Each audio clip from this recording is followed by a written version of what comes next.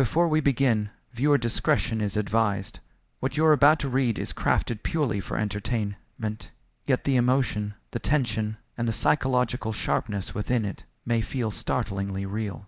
Because sometimes the most compelling stories aren't the ones filled with explosions or conspiracies, but the ones where a single moment becomes a battlefield, where a beloved figure is pushed past her limit, and finally, inevitably, pushed to bare her teeth. What happens when America's sweetheart, the woman whose smile has graced more magazine covers than some careers last, whose warmth has melted millions of hearts for more than 3 decades, walks into what should have been a harmless, friendly morning show interview, only to realize she has stepped straight into a trap? What happens when Julia Roberts, Hollywood's own cinematic royalty, adored globally for her kindness, elegance, and effortless charm, arrives expecting a cordial conversation, but instead finds herself at the center of a calculated ambush? On that crisp October morning at the Paramount Studios lot in New York City, Julia Roberts had no reason to suspect anything was wrong. She had no clue that by the time she walked out, she would have turned a setup inside-out trance, forming a humiliating trap into one of the most unforgettable displays of grace under pressure ever witnessed on daytime television. She didn't know she was about to be pushed to the edge, or that the world was about to see what happens when 3 decades of patience finally snap, not in rage, not in scandal, but in a masterclass of controlled strength. This wasn't going to be just another slightly awkward promotional stop.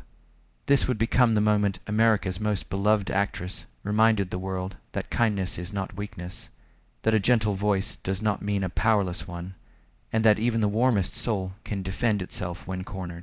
This is the story of how Julia Roberts entered a room designed to break her, and walked out having broken her attacker's confidence instead.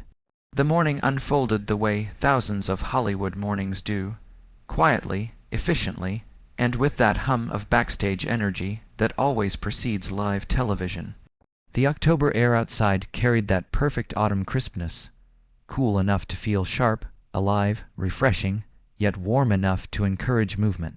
Production vans lined the narrow streets between soundstages, their engines rumbling, their back doors swinging open as crew members hurried in practice choreography. Lighting assistants carried heavy cases. Audio techs tested wireless microphones. Camera operators discussed angles and transitions. Everyone had a job, and everyone performed it with the urgent focus that only a live broadcast can command. Inside Studio 7, the iconic set of The View was already glowing under the fierce white brightness of television lighting. The curved desk, so familiar to viewers across America, had been polished until it reflected the overhead bulbs like a mirror. The brightly colored backdrop had been adjusted for the day's lineup of guests, its hues vibrant, saturated, and ready to pop on camera. Makeup stations were bustling. Producers whispered urgently into headsets. Interns carried stacks of cue cards, balancing coffee cups with the grace of seasoned waiters. Julia Roberts arrived at 7:15 a.m., a full hour and 45 minutes before the 9:00 a.m. live broadcast. Punctuality wasn't a habit she developed after becoming famous. It was something her early career had drilled into her back when she was just an unknown young woman racing from audition to audition, praying for a break, never knowing if the next meeting would be the one to change her life. Fame hadn't eroded that professionalism. If anything, it had deepened it.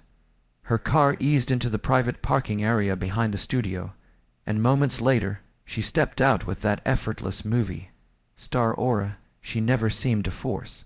She wore an elegant emerald silk dress, simple, understated, yet breathtaking. The color complemented her signature auburn hair, catching the light with every step she took. At 55, Julia remained stunning, not with the overly polished, surgically perfected look so many Hollywood figures adopt, but with a mature beauty that spoke of authenticity. Her face didn't hide the years she'd lived, it celebrated them. The faint laugh lines at the corners of her eyes told a story of 3 decades filled with real smiles, real joy, real life. She walked through the corridor to the green room, greeting crew members warmly, thanking assistants by name, radiating the same sincere kindness that had made the world fall in love with her in the first place. Inside, makeup artists and stylists fluttered around her, though truthfully they had very little to do. Her skin already glowed with natural health. Her hair already fell perfectly, framing her face like a halo.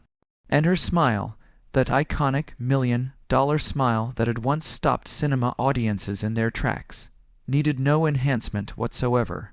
As she sat in the makeup chair, sipping a cup of herbal tea, she chatted with the crew, laughing gently, asking about their mornings, putting everyone at ease.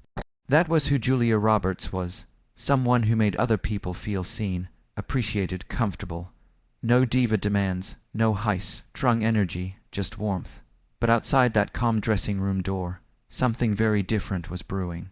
Somewhere in the building, a segment producer was rehearsing lines with a host who had been waiting, eagerly, perhaps a bit too eagerly, for this moment. A stack of note cards had been rewritten several times. Certain topics circled in red marker, certain questions sharpened like weapons. What was supposed to be a harmless interview had been redesigned, twisted, weaponized. Julia had no idea. She sat there, serene, glowing, sipping her tea, unaware that the stage she would step on to in less than an hour had been prepared not to welcome her, but to wound her, and that, ultimately, is what made what happened next so extraordinary. Because when Julia Roberts walked onto that brightly lit set, when she took her seat at the polished desk, when the cameras rolled and the ambush began, she didn't crumble, she didn't falter, she didn't lash out. She transformed, she became the embodiment of quiet strength, the definition of dignity under pressure, the reminder that kindness, when betrayed, can become the sharpest blade of all. And by the time the segment ended, one thing was unmistakably clear. Julia Roberts had walked into a trap, but she would be the only one to walk out with her pride intact. It came easily and often, her warmth, her instinctive kindness, the way she made people feel remembered. As Julia chatted with the crew, her smile never faltered. "How's your daughter doing?" she asked the makeup artist, tilting her head with genuine interest. "You mentioned she was starting college last time I was here, right? Sociology major." The woman froze for a second, mascara wand suspended midair, stunned that Julia Roberts, one of the most recognizable faces on the planet, had remembered a 6-month-old conversation. Her face softened into something luminous. "You remembered? She's doing great, actually thriving. She loves her sociology classes. That's wonderful," Julia said, and she meant it.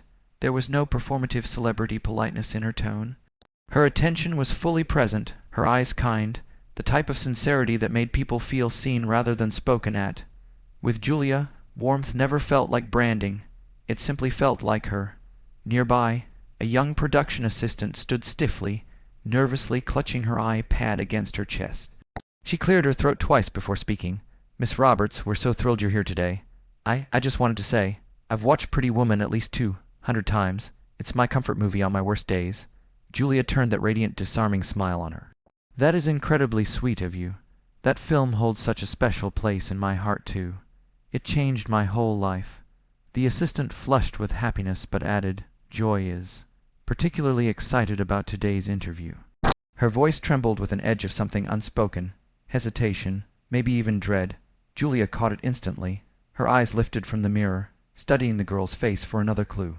But the assistant had already darted out of the room, almost fleeing, her clipboard hugged tightly against her chest. Julia was left with a faint flutter of unease, nothing concrete, just a shift in the air she couldn't quite interpret. Out in the hallway, that same assistant found another crew member by the coffee station. "Did you warn her?" The colleague whispered urgently. "How could I?" The assistant hissed back. "What was I supposed to say? Hey, Miss Roberts, Joy is planning to ambush you on live TV. I be fired before lunchtime. This feels wrong." The colleague whispered, worry creasing their forehead. "It is wrong. But what can we do?" They exchanged a helpless look. Two people trapped inside a machine that was moving forward whether they liked it or not. Then they returned to their tasks, unwilling accomplices in a setup they didn't have the power to stop. Meanwhile, on set, Joy Behar sat unnervingly still in her chair. There was a sharpness to her posture, a predatory calm that broadcasted its own kind of warning. The other hosts saw it. They always saw it when Joy entered this specific mood, a gleam in her eye that suggested she'd already loaded ammunition, already chosen her target. Whoopi Goldberg, the show's steady moderator and moral anchor, approached her with weary familiarity. "What are you planning?" she asked bluntly, lowering her voice so producers couldn't hear. Joy smiled without warmth. Just an honest conversation, she said, her tone slicing through the air. Isn't that what we do here? Honest conversations about real issues. There's a difference between honest conversations and ambushes, Whoopi replied. Her eyes narrowed. She'd been doing this too long not to recognize the signs. Joy shrugged. Maybe some people need to be challenged. Maybe America's sweetheart isn't as sweet as everyone thinks. Whoopi studied her closely. The rigid jaw, the righteousness, the eagerness to puncture someone else's perfection. This wasn't journalism. It was something more primal. Joy had a pattern. She went after guests the audience adored, carving into them with a mix of envy and provocation, as if challenging their likability somehow affirmed her own relevance. Just remember, Whoopi said quietly, we invited her here, she's our guest. Joy's smile didn't move.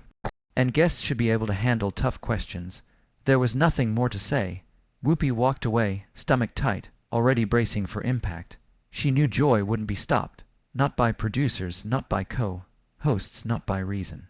All she could do now was try to minimize the inevitable damage. 5 minutes to air. The stage manager's voice echoed across the studio. Camera operators hurried to final positions. Sound engineers adjusted headsets. The live studio audience settled in buzzing, excited, holding up old movie posters, DVD covers, even vintage magazine clippings. They weren't here to witness conflict. They were here to see Julia Roberts, the woman who had shaped their childhoods, their heartbreaks, their joy. 2 minutes. Backstage, Julia took her position beside a stage curtain, breathing deeply, centering herself in that quiet, almost meditative way she'd mastered over decades. She'd done this routine hundreds of times, press tours, talk shows, premieres. The rhythms were second nature. The entrance, the wave, the graceful slide into the guest chair, the easy banter. 30 seconds. The theme music kicked in. Upbeat, familiar. The lights surged to full brightness. Red recording indicators blinked alive on the cameras. Whoopi's voice rose above the applause. Good morning, everyone, and welcome to The View. Today we have a truly special guest. She's won 3 Academy Awards, starred in some of the most iconic films of the last 30 years, and has been called America's sweetheart by just about everyone with a pulse. Please welcome the incomparable Julia Roberts. The crowd erupted. Not polite applause. This was a standing ovation. Julia stepped onto the stage, glowing, waving, her smile filling the room. She radiated gratitude, connection, warmth. She embraced Whoopi, hugged Sarah, shook Sonny's hand. Then she reached Joy, who remained seated, offering only a hand and a cold, assessing stare. Julia noticed. She didn't react. Grace was a choice, and she chose it. She took her seat. She crossed her legs.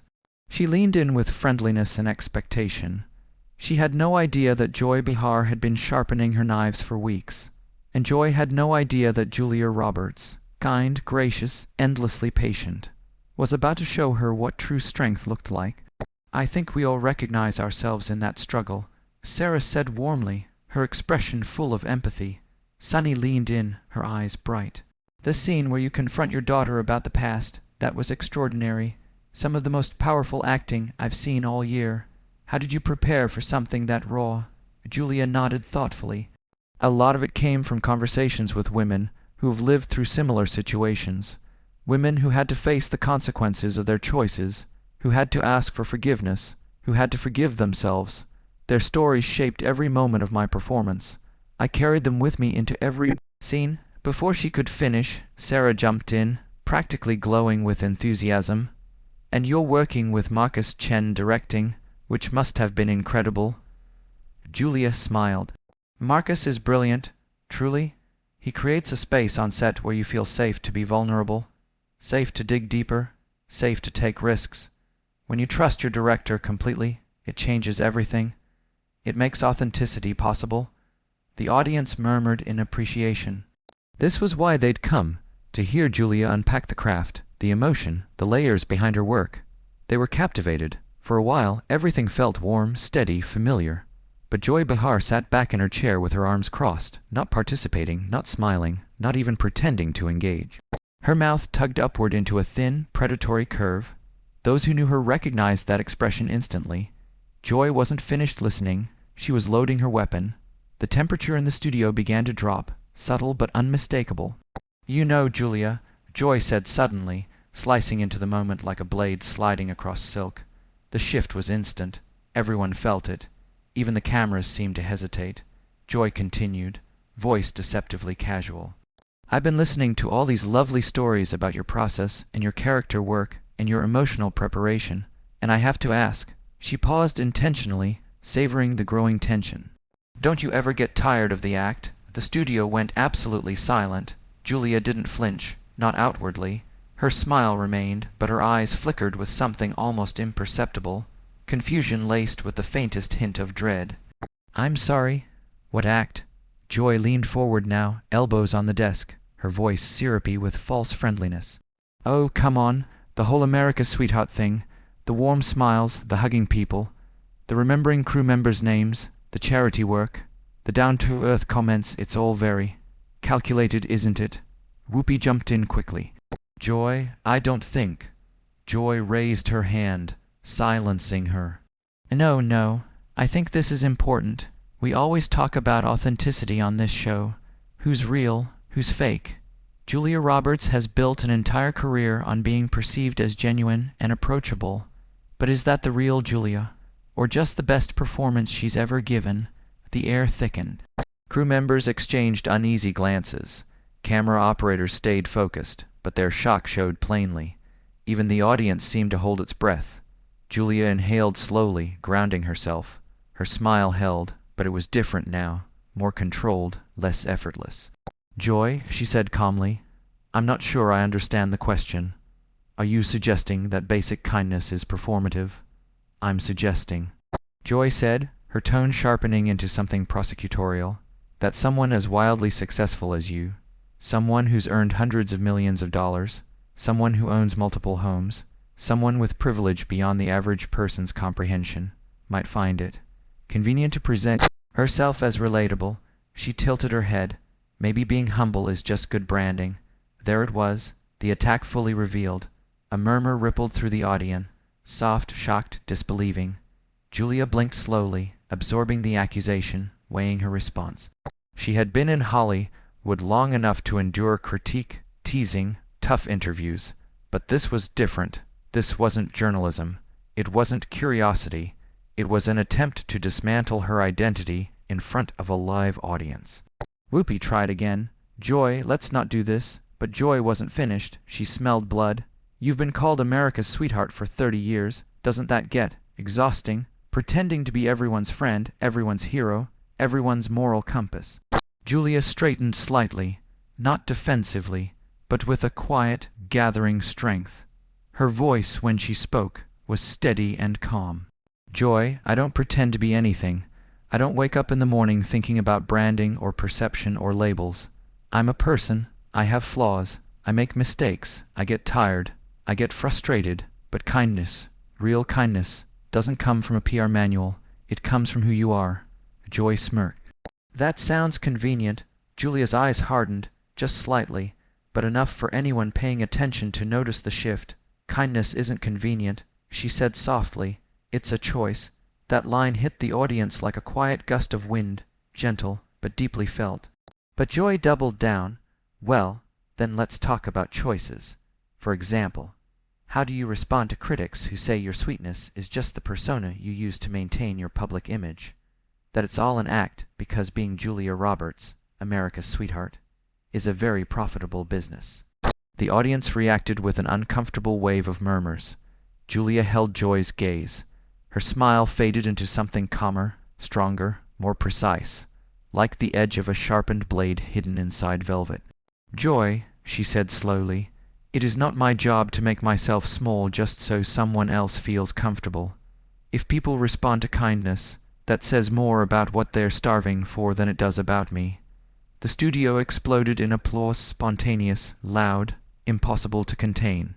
Joy's expression tightened, and Julia continued, voice even gentler now, but pulsing with unmistakable steel. "And if kindness looks like an act to you, maybe you're just not used to seeing the real thing." That line landed with breathtaking force. Even the crew reacted. Stifled gasps, widened eyes, glances exchanged behind cameras. Joy's smirk faltered for the first time. Julia didn't gloat. She didn't raise her voice. She didn't lean forward or posture or grandstand. She just sat there, poised, composed, glowing with quiet power. Joy tried to interject, but she had already worked herself into a rhythm, sharp, aggressive, energized by the sound of her own hostility. She leaned forward, eyes glittering with that unmistakable thrill of confrontation. "Here's what I think is fair," she said, her voice slicing through the studio air like a blade. "I think it's fair to ask celebrities who present themselves as paragons of virtue to actually back it up.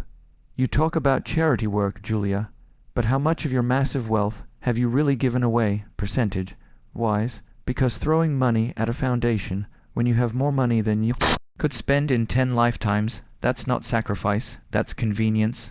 The jab landed with surgical precision. Julia's jaw tightened, just barely, but the camera caught it. Her hands, resting elegantly in her lap seconds before, pressed together slowly, subtly, as if grounding herself. "I don't generally discuss my charitable giving publicly," she replied in a steady, measured voice, "because I don't believe in doing it for recognition. But since you're asking, I've donated tens of millions over the years to causes I believe in. Tens of millions." Joy echoed, exaggerating every syllable, her tone dripping with mockery. "Out of a net worth of what, 250 million? That's barely 10%, Julia. The average American gives around 3% of their income to charity, and they can barely afford rent. You, on the other hand, could give away 90% of your wealth and still live in obscene luxury, but you don't, do you?" The attack was abrupt, vicious, and so clearly premeditated that even the other hosts momentarily froze. This wasn't journalism. It wasn't debate. It wasn't even a misguided attempt at political commentary. This was personal, mean-spirited, designed to wound. Julia inhaled slowly. When she spoke, her voice was still calm, but edged now with unmistakable steel. "Joy, I came here to talk about my film, to share stories about the creative process. I didn't come here to justify my existence to you." "Oh, see, now that's interesting," Joy crowed triumphantly, pouncing as though she'd caught a criminal mid-confession. "The moment someone asks you to back up your image with actual facts, you get defensive. That tells me something. It tells me you're not used to being challenged. It tells you," Julia countered, "that I don't appreciate being ambushed. There's a difference between asking challenging questions and launching personal attacks." "Personal attacks," Joy barked a laugh, hollow, theatrical, transparent. "I'm asking about the gap between your public image and reality. That's called journalism, Julia. Maybe you're just not used to people not being starstruck." Whoopi attempted once more to steer the conversation back on track. "I think we should get back to discussing Julia's film." No. Joy cut her off sharply with a dismissive wave. "I want to hear this. I want to hear Julia explain how someone who plays all these noble, strong women on screen can be so fragile when asked to defend her lifestyle. You play Aaron Brockovich, a crusader for justice, but in real life you're hoarding wealth while people starve. You play characters who stand up to power, but you are the power, Julia. You're part of the system that keeps ordinary people down." A murmur rippled through the audience, uneasy, shifting, uncomfortable. This wasn't entertainment anymore. It wasn't even conflict. It was cruelty wearing the mask of commentary. Julia calmly uncrossed her legs and leaned forward, her expression no longer soft, no longer accommodating. When she spoke, her voice was quieter than before, but somehow far more commanding. "Joy, can I ask you something?" "Sure." Joy smirked, certain she had finally cornered her prey, certain Julia was about to capitulate. "What did I do to you?" The question landed like a thunderclap in a silent field. Joy blinked. "Excuse me. What?" Julia repeated, her gaze unwavering. "Did I do to you personally? Because this." She gestured lightly to the desk, to the cameras, to the entire hostile performance. "This isn't about charity, or wealth, or my image. This is personal. So I'm asking you directly, what is it about me that bothers you so deeply that you invited me here under false pretenses just to attack me live on television?" Joy scrambled to recover, cloaking her fluster in feigned outrage. "This isn't personal, Julia. This is about holding powerful people accountable." "Accountable for what?" Julia's voice rose just slightly. its first true crack of emotion. For being successful, for being liked, for not publicly detailing every charitable donation I make, for treating people with basic human decency. Which of these unforgivable crimes am I being tried for? You want to go there? Joy barked, raising her voice. Fine, let's talk about your marriages. 3 of them failed. Let's talk about your family estrangements. Let's talk about set rumors, that you're difficult and demanding, and that you're sweet. Girl act is just that. An act. The studio went still. There are moments in live TV where the air becomes so heavy, so electrically wrong, that everyone present feels it. This was that moment. Then Julia stood. She rose with the fluid, instinctive grace of someone who'd made thousands of elegant exits, except this one wasn't performance. This was real, controlled fury, dignity reclaiming its space. Okay, she said, voice tight, vibrating with the effort of restraint. We're done here. We're done when I say. Joy snapped, but the tremble in her voice betrayed her. No, Julia said. Now her voice dropped into that low, dangerous calm that quiets a room more quickly than any scream. We're done when I say we're done, because this is my interview. I agreed to be here. I rearranged my schedule. I prepared thoughtfully, and you. She turned fully toward Joy, invited me not for a conversation, not for a challenging discussion, not even for honest debate. You invited me to degrade me, to tear me apart so you could feel powerful. Joy tried to cut in, but Julia continued. 30 years of swallowed criticisms, tolerated insults, and ignored provocations rising in a tidal wave. You accuse me of performing kindness. Julia said, but I've spent decades watching you perform cruelty. You think packaging hostility in the language of journalism makes it noble. It doesn't. It makes it cowardly. Joy sputtered, how dare I? Julia's voice echoed across the studio. How dare you? And with that, she moved to the center of the stage. No longer a guest, a force, a storm, a woman who had finally stopped shrinking to make others comfortable.